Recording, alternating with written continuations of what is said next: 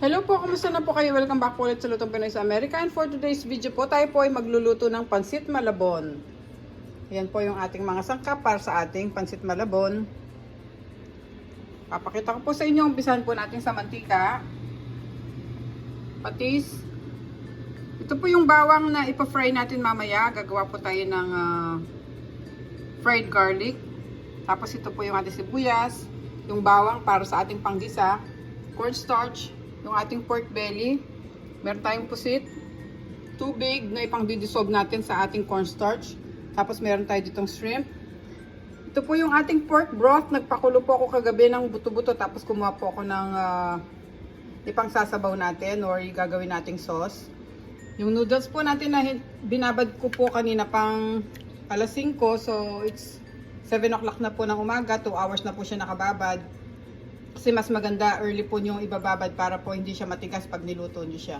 Tapos para sa ating toppings naman, meron tayo ditong calamansi juice, yung ating tinapa flakes, yung ating pong napa cabbage, dinurog na chicharon, yung ating green onions, at saka yung ating boiled eggs. Paki-check nyo na lang po sa description below. Lahat po naman kailangan nating sangkap. Ililista ko po lahat doon. Sa mga bago po dito sa aming channel, sana po mag-subscribe kayo sa Lutong Pinoy sa Amerika. Maraming salamat po at mag-umpisa na po tayo. Dito po sa ating pot, nagpapakulo na ako ng tubig. So habang hindi pa siya kumukulo, pwede na natin sa lagyan ng mantika para hindi magdikit-dikit yung noodles natin. At saka ng konting asin.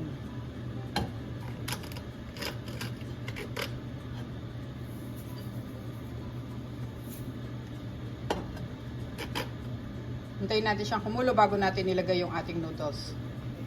Ngayon kumukulo na yung ating tubig, pwede na natin ilagay yung noodles.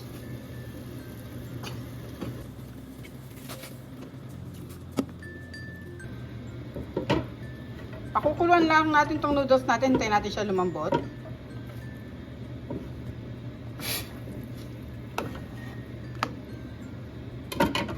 Lagay ko ulit yung takip.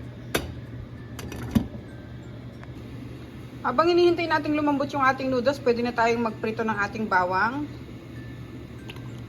Lalagay lang tayo ng konting mantika. Lagay natin yung ating bawang.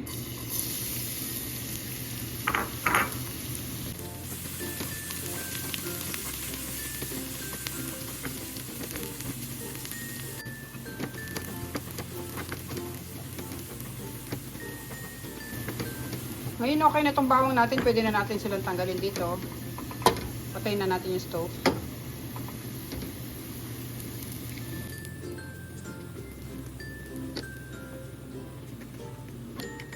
At kumukulo na rin tong ating tubig. So pwede na nating tingnan tong ating noodles kung malambot na.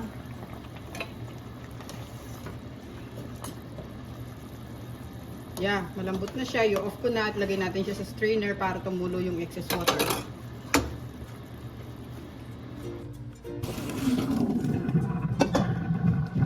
So, hayaan muna natin mag-rest yung noodles natin. Gagawin na natin yung ating sauce.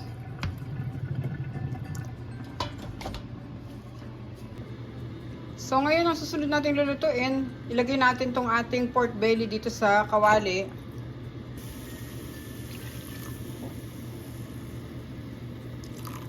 Binuhusan ko lang siya ng konting tubig guys para pakuluan natin to at lumambot yung ating pork belly. So tatakpan muna natin siya. At ngayon kumukulo na, medyo halu-haluin natin para magpantay ang luto. Hintayin natin lumabas ang mantika ng ating pork belly bago natin siya igisa.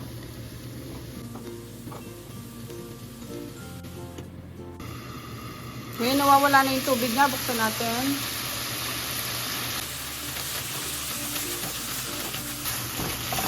Hintayin natin ma-fry itong ating pork belly bago natin sila tanggalin.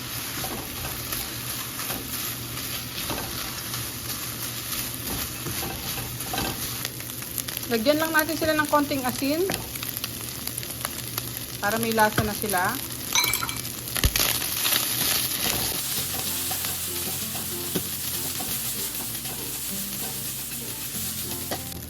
So ngayon na-prito na natin yung ating pork at medyo lumalabas na yung mantika niya. Tanggalin natin muna sila dito.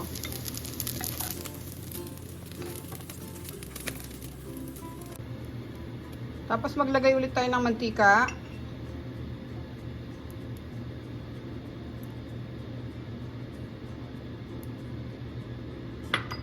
Lagyan natin ng annatto powder.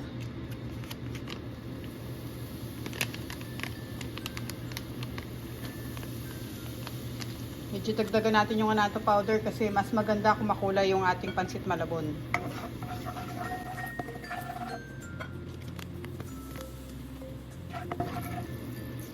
Gigisa na natin yung ating bawang.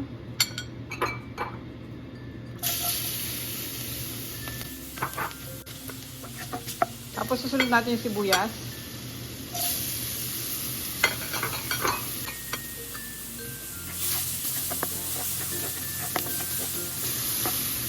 Lagay natin yung ating shrimp.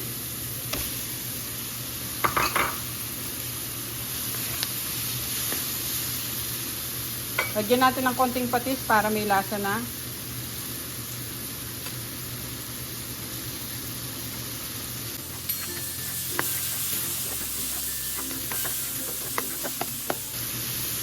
Hintayin natin maluto yung shrimp natin hanggang mag-orange sila.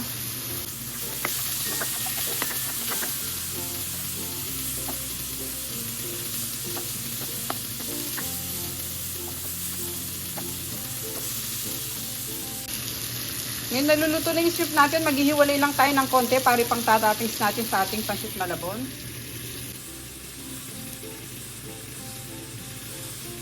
Tapos susunod natin ngayon yung ating pusit.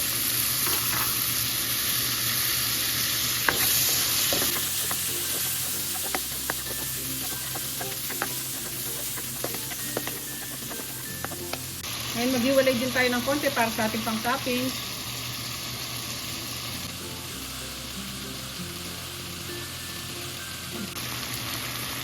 Ngayon guys, ibabalik natin itong ating pork belly.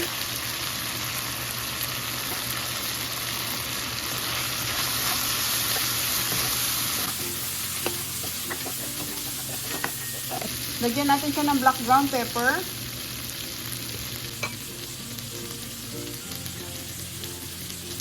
Yan. Tapos ng patis.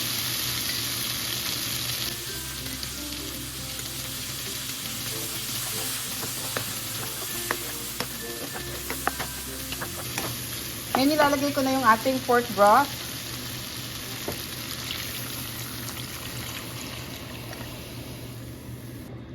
Dagdagan pa natin ng konti, mga 3 cups na ilalagay ko. 4 cups kasi ito eh, oh. Yan, mga 3 cups ng pork broth ang nilagay natin. Tapos magdadagdag din ako ng annatto powder para maganda yung kulay ng ating sauce. Hintayin natin siyang kumulo. So habang hinihintay natin kumulo yung ating sauce, ilagay na natin yung ating tubig dito sa ating cornstarch. Magdi-dissolve tayo. Gagawin nating slurry.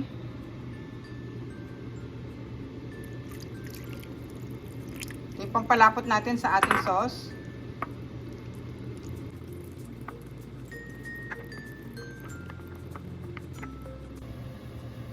Ngayon kumukulo na yung ating sauce.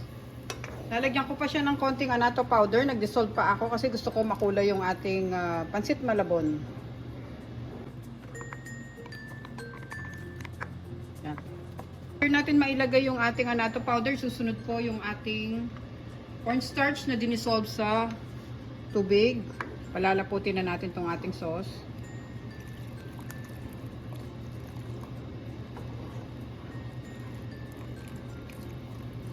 Dahan-dahan lang natin siya ibubuhos guys para hindi magbuo-buo yung ating sauce.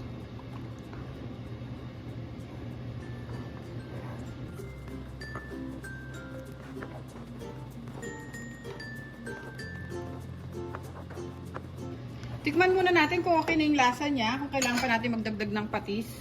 Kasi ang pansit malabon is more on patis sila eh, kaya tignan natin. Yung asawa ko guys, taga Malabon siya, kaya marunong ako magluto ng pansit malabon. Ito yung madalas na hinahanda namin. Yan. Okay na yung lasa niya. Bali, naglagay lang ako dito ng 3 tablespoon ng patis. Pero kung gusto nyong magdagdag, nasa sa inyo yun. Siyempre, kanya-kanya tayo ng panlasa. Tapos, ang susunod natin gagawin nito, i-off muna natin siya. At ilalagay na natin yung ating noodles. Lagay natin itong noodles natin.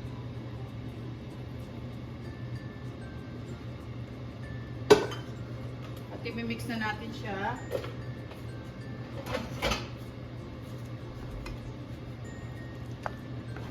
Ayan, tamang-tama yung sauce natin. Oh.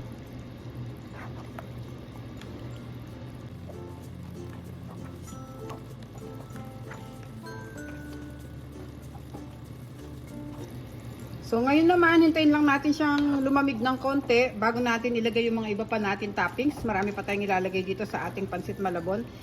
Ililipat ko siya sa isang bowl para mas madali siyang haluin.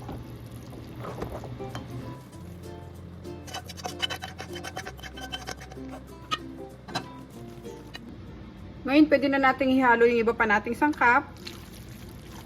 Pwede na natin siya lagyan ng tinapa flakes.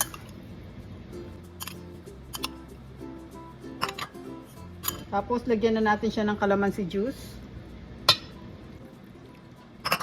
Lagyan natin ng napa cabbage. Mamaya yung iba ita-toppings natin.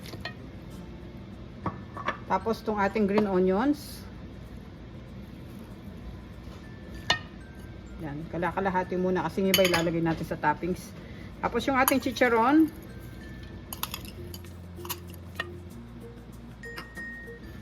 Ating bawang. Halo-haluin muna natin.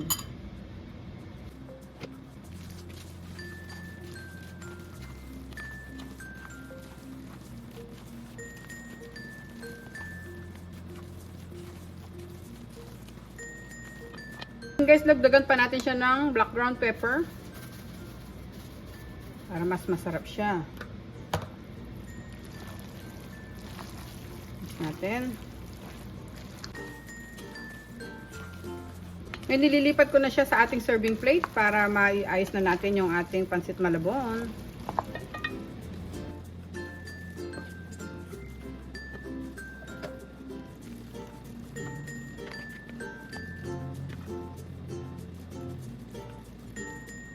So toppings natin, pwede tayo ulit maglagay ng mga sangkap. Lagyan natin ng tinapa flakes. Ating chicharon.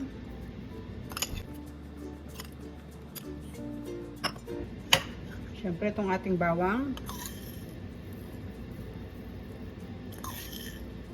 Sarap yung ating pansit malabon kung maraming bawang. Tapos lagyan ulit natin siya ng napa cabbage.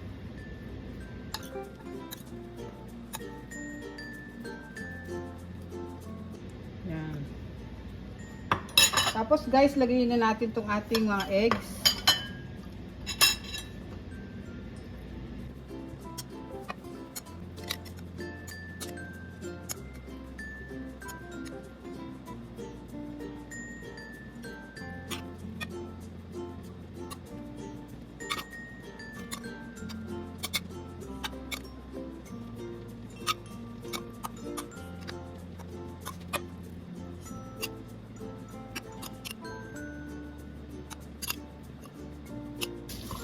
Lagyan na natin siya ng green onions.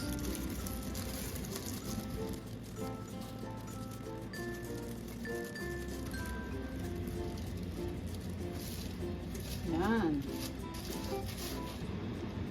Okay guys, ito na po yung ating recipe ng ating pansit malabon. Napakasarap po nito at pwedeng-pwede po ito kahit saang okasyon.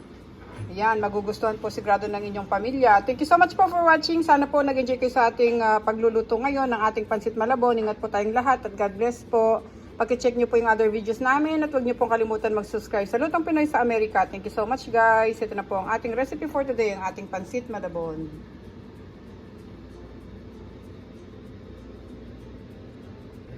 Tikman po natin ang ating niluto.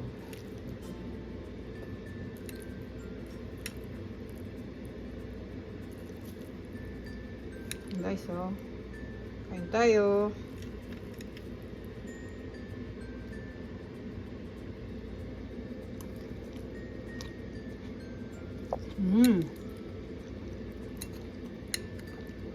Pakasarap.